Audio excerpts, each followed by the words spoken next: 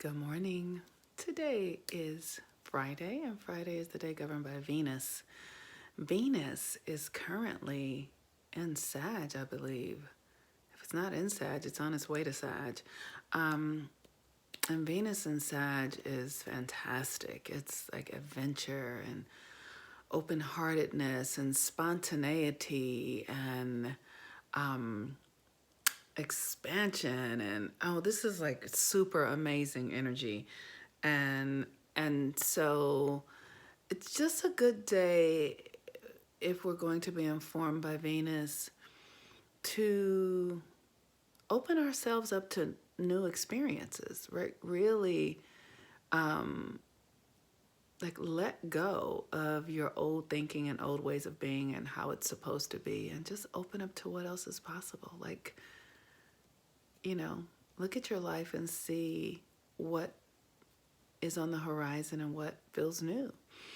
I know it can be a really interesting thing because Mercury's in retrograde, and Mercury in retrograde in Scorpio feels like walking at the bottom of the ocean and with dimly lit everything. Like it's pissing me off, honestly.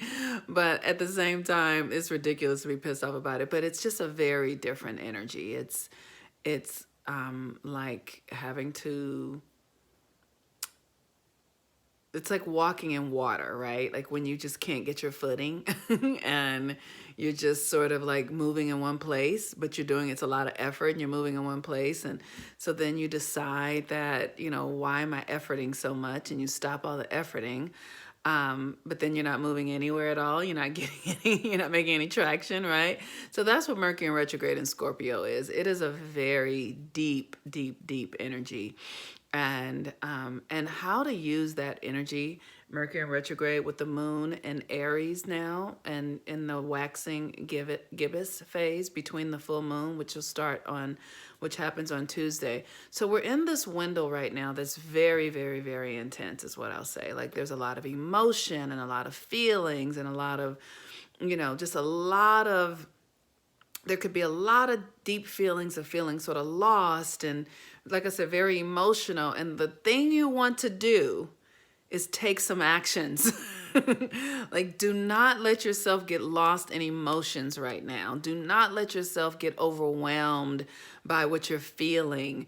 Feel what you feel and move. Feel what you feel and move your feet. Feel what you feel and get it done. Feel what you feel and set an intention and take actions.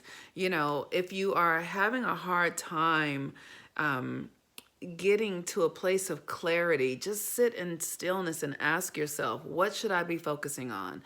What is next? I heard myself yesterday saying, well, what's next? What is next? What is next? And do the thing that's in front of you to do. You don't have to understand. You don't have to see the full picture. Just do the thing that's in front of you to do, trusting and knowing that you are being guided and directed because you are asking for guidance and direction.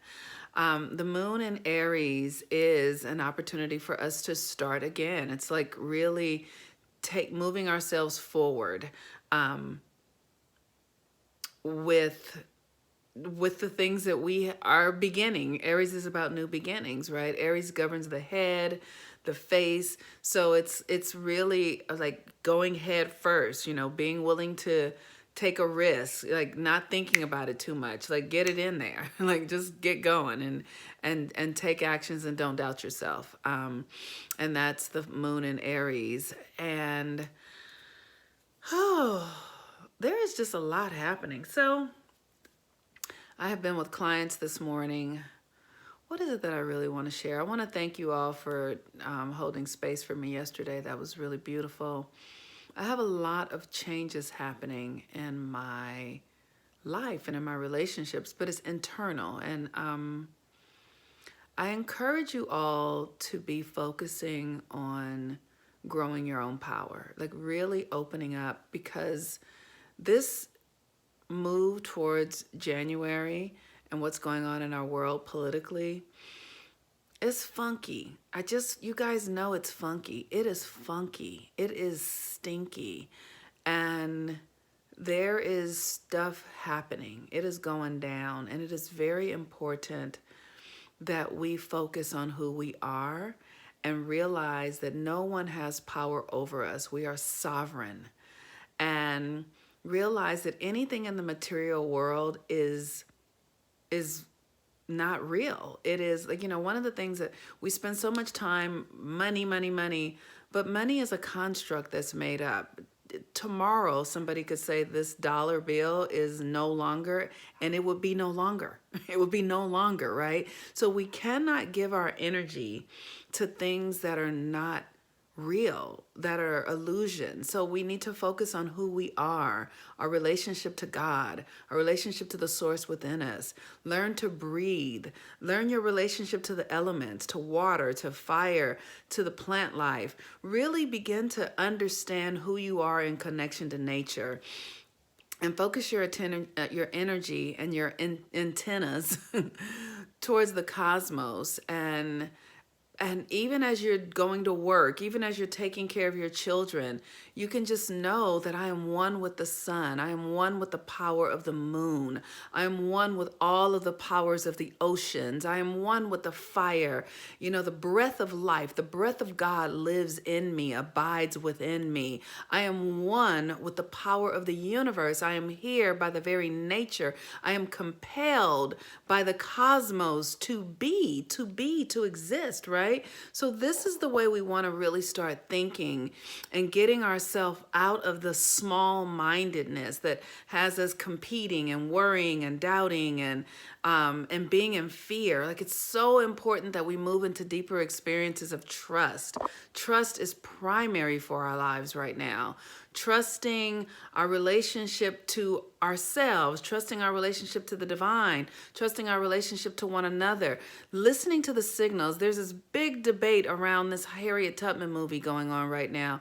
And I have to say, like, it just pisses me the fuck off. Like, I really think that like Black people, what the fuck? Like, we are so opinionated and preferenced and all of that sort of stuff. And that's just, and we're so traumatized, right? But the movie is about this woman who was tapped in.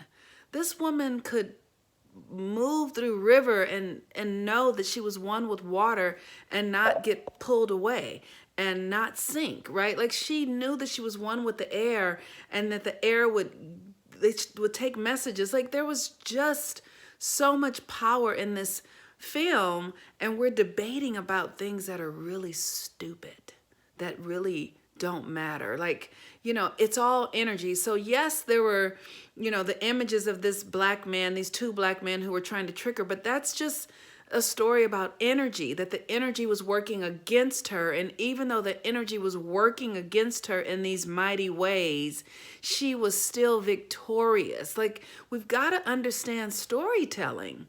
Storytelling is about energetics, and get off of this idea of right and wrong. And I'm not to say that we haven't experienced so much trauma around our stories being misinformed and lies and all of that.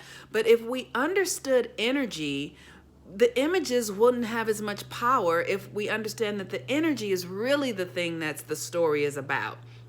So yes, there were these two villains, and they were Black, and yeah, okay, it wasn't the, I don't like it, but guess what? I understand that they were just representing opposing energy, and opposing energy is the thing that compelled her to freedom, compelled her to know her power, when we have opposition drives another force within us to expand and grow and become ourselves. So opposition is necessary because it serves a purpose.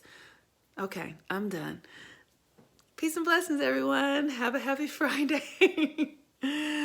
And if you'd like to learn how to use energy, join the 13 Moons Manifestation. It's $97 a month. If you like the discount code, the first month can be half price. If you'd like to get a Mercury retrograde reading, you can sign up in my link tree, natal chart readings, all of that, so you can learn how to work with energy, because everything is changing. Energy is the new currency. Peace and blessings. Bye-bye.